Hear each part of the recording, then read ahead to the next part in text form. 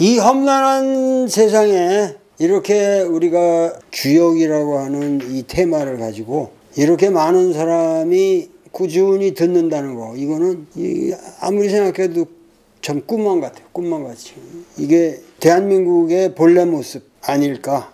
대한민국이 이렇게 위대한 나라인데 내가 이 어려운 주역 강의를 해도 최소한 10,000명, 보통 몇만 명이 이 강의를 계속해서 듣는다. 그 일주일에 3번 나가는 거를 꾸준히 따라온다는 거는 이건 진짜 우리가 대학교에서도 대학 다닐 때도 그 강의를 절신대로 땡땡이도 치고 이러는데 이거는 이렇게 자유로운 분위기에서 땡땡이도 안 치시고 이렇게 열심히 들어주신다는 거 참 그만큼 제가 사명감을 느끼고, 하여튼 이 험난한 세월에 뭔가 기준이 있어야겠다. 사람이 전부 뭐 주역에도 그런 말이 많이 있지만은 자기가 하고 싶은 말을 다 하고 살 수는 없는 것이다. 그러나 명확한 가치관과 그 삶의 기준은 가지고 우리가 살아야겠죠. 오늘 여러분들께 너무도 그 기쁜 소식을 하나 전해드리고 싶은데, 기다리고 기다리던 만해 원고를 탈고했습니다. 그저께 탈고를 했는데 벌써 편집에 들어가서 장조를 다 나누고 그러면서 이제 그 텍스트를 다 체크해 가면서 이제 모든 거를 교정을 보고 있는데, 내가 이런 말 하면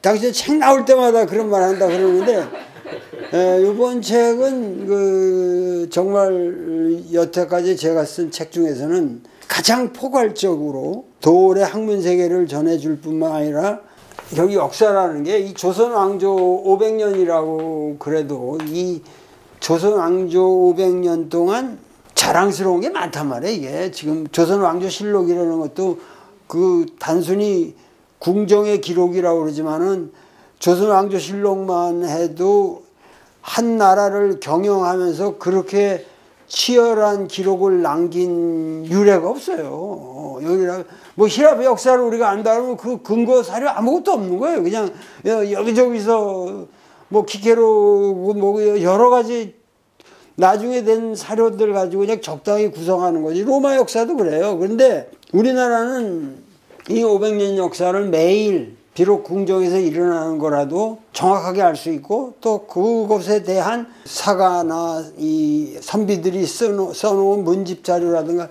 하여튼 조선왕조 실록이 중국의 24사 분량을 넘습니다. 그거보다 많거든요. 근데 이제 가장 뛰어난 이 작업이라는 게 제가 보기에는 조선왕조의 가장 그 뛰어난 작업이라는 거는 뭐니 해도 한글의 창제를 뛰어넘는 건 없습니다. 그 문자학이라든가 이런 걸 연구하는 세계적인 학자들이 공통 의견이 인간의 발음을 적는 체계로서, 그러니까 우리가 소리글이죠. 이 소리글의 체계로서 한글만큼 효율적이고 간단하고 아름다운 체계는 없다. 이거는 전 세계 학자들이 인정하는, 그리고 그 인정 하나마나 모든 문자의 발명의 결론은 어떻게 되냐면은 문자를 다 발명했는데 그 효용이 없어서 다 사라졌단 말이다. 그 시간이 갈수록 사라진단 말이야. 근데 우리 한글은 시간이 갈수록 이게 살아나고 사람들이 사랑하지 않을 수 없는, 그러니까는 지금 이 만해 님의 침묵이 나오는 1920년대에 1923년 정도부터 뭐 해파리의 노래라든가 이런 것들이 이제 시집이 나온단 말이야. 시집이 나오고 최남선이 뭐 신채신이 어쩌니 이런 말을 하지만, 하여튼 1920년대에 결국 한글시잖아요. 한글시. 그전에는 한시 같은 그 문집에 있었지만은 이게 툭 튀어나오는 거로 생각한단 말이에요. 이게 1920년대에 툭 튀어나오는 거로 생각하는데, 간과하고 있는 사실은 내가 생각하기에는 예를 들면 1920년대에 한글시가 처음 쓰여진 게 아니란 말이에요. 이게. 무슨 얘기냐면 이 500년 동안 한글 창제 이후에 가장 내가 안타깝게 생각하는 거는 과거 시험에 책문 같은 거 이런 거 하나를 한글로 써라. 그랬으면은 이 한글 문화라는 게 정말 어마어마하게 발전을 했을 겁니다. 이 일본의 가나 이런 거하고 소로봉 비교가 안 되는 만큼 됐을 텐데, 그러나 지금 제가 한문으로 편지를 쓴 다음에 옆에서 그러시지만은 옛날에 자기가 생각하는 거를 써서 보낼 때 한문으로 바꿔서 보낸다는 게 그게 보통 어려운 일이냔 말이야, 그게. 근데 그것을 나 지금 당신 뭐 생각나는데 뭐 된장을 보낼까요? 어쩌고 그런 얘기를 그냥 안 하기 생각하는 대로 쓴다 이거거든. 너희들이 말하고 싶은 대로 생각할 수 있는 대로 너희들의 생각을 표현할 수 있게 해줘야겠다는 게 내 의도다. 훈민정음 앞에 이제 여러분들 다 아시잖아요. 근데 소리글이라고 하는 거, 뜻글이 아니고 소리글이라고 하는 거 자체가, 소리글이라는 게 쉽게 말하면 알파벳 랭귀지란 말이에요. 알파벳을 만들어서 그 알파벳의 조합에 의해서 모든 소리를 적는다. 이 사람이 말을, 뭐 원시로부터 말은, 구석기 시대부터 우리가 말을 했으니까 그 말을 전한다는 그대로 써서 문자화돼서 그걸 남긴다는 거는 사실 그 상상하기 어려운 건데 그게 됐단 말이에요. 되니까 여러분, 우리가 생각하는 것보다 이 한글 문화라고 하는 건 조선 왕조에서 엄청나게 그 문화적 기반이 된 겁니다. 물론 세조 같은 사람이 그 불경을 한글로 이제 토를 달아서 간하기도 하고 그랬지만은, 예를 들면은 추사 같은 그런 그 대단한 한학자도 제주도에 가 있을 때 자기 부인하고 왕래한 편지들이 한 30통이나 남아 있는데, 그런 거 보면 그 한글 편지거든요. 그런 거 보면 당신이 보낸 김치가 그 몇 개월이 걸리는 거라. 그 김치가 워낙 소금을 많이 쳐서 아직 썩지는 않았으나 그게 상하지는 않았기 때문에 그 참아 버릴 수가 없어서 그걸 먹고 있다. 뭐 이런 편지 내용이거든요. 그런데 이상하게도 젓갈은 아직도 먹을만 하오. 뭐 이러면서 그게 한문으로 그걸 써서 하는 거랑 한글로 뭐 할 수는, 한문으로도 할 수는 있지만은 벌써 이게 전혀 다르단 말이에요. 김치면 김치란 거 그대로 나가니까. 그러니까 이 궁정 내에서 뭐 대리마마라든가 이런 사람들부터 시작해서 공주들한테까지 그 커뮤니케이션 하는 수단은 다 한글로 됐었고, 벌써 궁정 내에서는 다 가르쳤고, 의무적으로.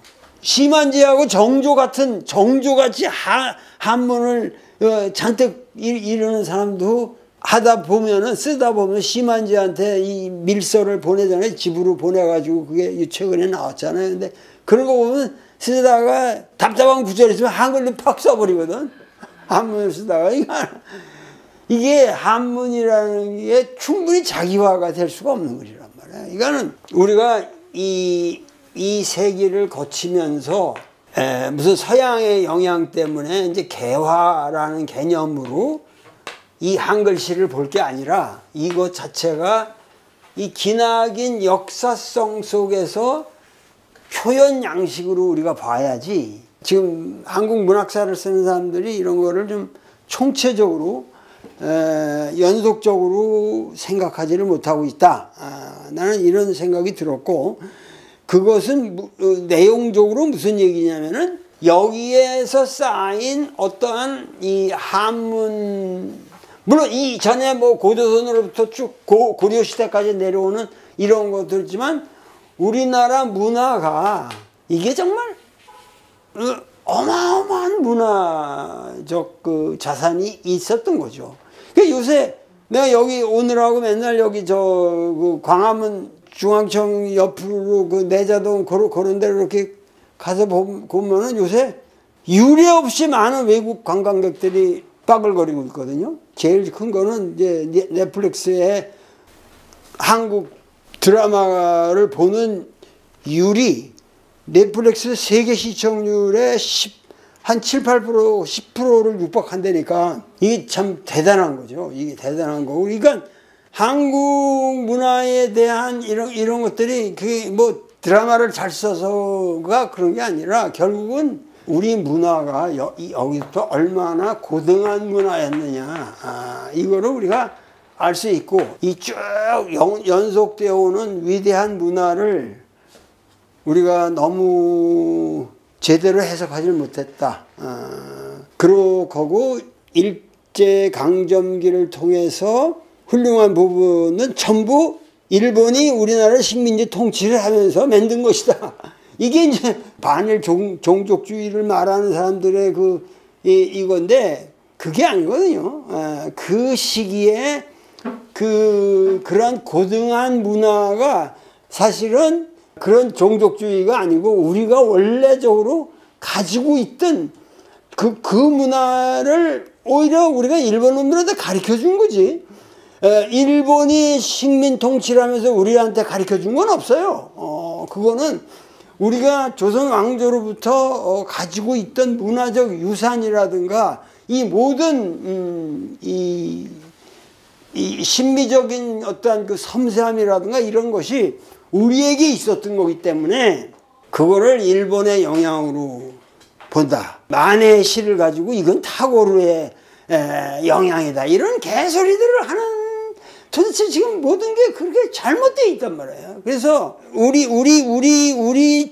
본래의 모습을 찾아야 되고 이런 주역에서 말하는 이런 것도 이게 원래적으로 우리 고대의 문화하고 관련이 있다고 봐야 된다. 이 주역에 나타나는 사유라든가 이런 것들이 고조선으로부터 내려온 우리 원래의 사유의 원형을 가지고 있다. 근데 잠깐만 제가 남은 시간에 세상이 지금 상당히 어렵게 변해가고 있거든요. 그래서 이시바 시게루라고 일본의 내각 총리가 바뀌었죠. 전번에는 기시다라는 사람이었나? 기시다에서 이시바 시게루. 기시다는 와세다 출신이고 이시다 시게루는 개요 출신이에요. 그러니까는 우리나라 고대와 연대 이미지로 본다면은 이시바가 더 고대 같고 그 기시다가 좀 얍삽해가지고 연대 같이 보이는데 느낌은 이시바 시게루가 연대가 케이오 대학 법학부를 나온 사람이에요. 그리고 학번으로 봐도 나보다 한 10살, 10년이 아래고 특별한 게 뭐냐면은 이시바 시게루가 철저한 크리스찬입니다. 크리스찬이라는 게 일본 사회에서는 크리스찬이라는 게 우리나라 기독교인이다 이런 개념이 아니에요. 아무리 일본에서 그렇게 노력을 했어도 일본에는 기독교인이 인구의 1%를 넘는 적이 없습니다. 1%가 안 되는 데도 일본 기독교는 짱짱합니다. 좀 굉장히 짱짱. 이론적으로나 신학적으로나 모든 게 굉장히 심오합니다. 그리고 굉장히 반군국주의적인 신사참배 이런 걸 전부 거부하고 뭐 용감하게 죽은 사람들이 너무 많기 때문에 일본의 크리스찬이라는 건 굉장히 독특한데 여기 굉장히 중요한 게 있어요. 지금 우리나라 정치가 대통령이 존재하는지 안 하는지도 모르게끔 이게 리더십의 공백 속에서 우리나라 정치가 좀 흘러가고 있기 때문에 우리가 이런 걸 정확하게 알지 않으면 큰일 납니다. 여러분 국민들이 알고 계셔야 되는 건 뭐냐면은 이시바 시게루는 기독교인이면서 굉장히 좀 개명한 사유를 하는 사람처럼 보이기 때문에 예를 들면 한국의 역사 문제 뭐 정신대를 얘기를 한다. 그러면은 왜 그렇게 왜곡을 하냐. 얼마든지 과거사 문제는 일본의 잘못을 인정하고 우리 자손들한테도 정확하게 가르치고 이러는 게 옳다. 한국 사람이 들으면은 혹할. 야, 이거 괜찮은 놈이네? 하고 혹할 리더십이 들어선 거예요, 지금. 총리가. 그런데 이 사람은 여러분들이 아셔야 될 거는 그냥 아주 극우로 속하는 사람이에요. 극우라는 건 무슨 얘기냐면은 이 사람은 일본이 정상국가가 돼야 된다. 이 사람은 국방을 아주 전문가예요. 평생을 이 국방 계열에서 국방 문제에 있어서 굉장한 전문가인데 이 사람은 지금 평화헌법이라는 것 자체를 뜯어고친다 이런 정도가 아니라 그러니까 평화헌법이라는 건 뭐냐면 자위대라고 하는 말 자체가 뭐냐면은 군사력의 동원이 허락되는 범위가 정당방위일 때만 해요. 남이 이렇게 치는데 우리가 가만히 당하는 건 말이 안 되지 않을까? 그러니까 이거는 허용해라. 그래서 미군 정시기에 이제 일본이 완전히 그러니까 그때 천황폐하를 없애고 일본 군국주의 아주 이 바닥을 다 쓸어버렸으면 문제가 없었는데 그걸 다 살리면서 뭐냐면은 너희들은 전쟁할 권한이 없다. 그러니까 군사력을 동원할 자치권을 집단적 자치권을 동원하면 안 된다. 이렇게 해가지고 정당방위 같은 개념으로 평화헌법을 만들어 준 거거든요.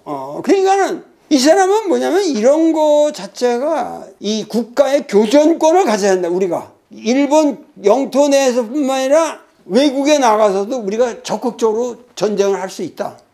그러니까는 이 사람은 완전한 군대와 완전한 보통 국가를 지향하는 사람이기 때문에 그리고 이러한 논의의 모든 근거가 뭐냐면은 북한을 대적시하면서 그러한 논리로 가고 있다는 거죠.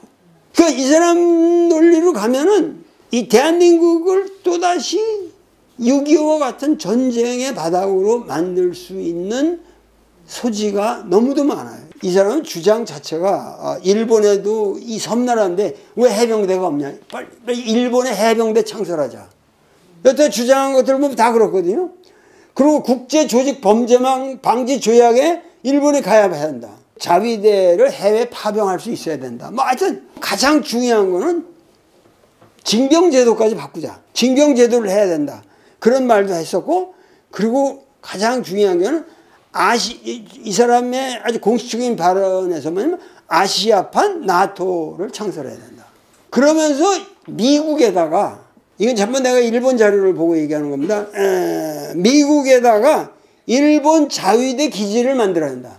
그러면서 구체적인 거 들어가면 북조선에서의 유사시 일본인들을 구출해내는 로 갈 수 있어야 된다. 그런 거는 사람들한테 확 오거든. 사례가 있었기 때문에. 그런 것도 아주 사소한 사례인데 문제는 우리가 이런 문제에 그러니까 어떻게 보면 내가 여기서 얘기하고자 하는 거는 지금 새롭게 일본의 지금 정치 판도가 변하는데 기시다 이후에 새롭게 등장한 인물이 한국 사람들이 꼭 속이 좋게 생겼다는 거죠. 겉으로는 아주 휴머니스트고 보편주의자처럼 보이고 그 과거사 문제에 있어서 일본이 반성해야 된다. 그리고 기독교적인 양심으로서 우치무라 칸조까지 들먹이면서 하는 사람이니까 한국 사람들이 혹하게 생겼단 말이야. 그리고 기시다가 와서 뭐 우리 윤 대통령한테 이렇게 하면 윤 대통령이 그냥 뭐 간이라도 빼줄 듯이 앞으로 우리가 어떻게 갈 것인가. 그러면서 완전히 나토와 같은 거를 동아시아 설정해서 한국을 전쟁판으로 만들어서 일본이 또다시 경제적 부흥의 기회를 갖는다. 일본의 오늘날 경제라는 거는 한국 전쟁 때문에 일어난 거 아니에요. 그러니까는 일본의 경제가 굉장히 하고 그리고 지진이니 이런 것들이 점점 이런 판에 일본의 이익을 위해서 철저하게 일본의 군국주의를 부활시키고 한국을 희생시킬 수가 있다. 그런데 한국에는 일본의 친일파들이랑 뭐 반일 종족주의를 외치는 사람들이 빠글빠글하다. 사방의 밀정이 지금 빠글빠글하다. 이게 상당히 위기 상황이 아닐 수가 없습니다. 여러분들이 이건 아시고 계셔야 할 것 같아서 국제 정세가 이렇게 위태로운 상황에서 일본의 새롭게 등장한 총리는 상당히 위험 인물이다 하는 것을 여러분들은 아셔야겠습니다. 오늘 강의는 이것으로 끝내겠습니다. 감사합니다.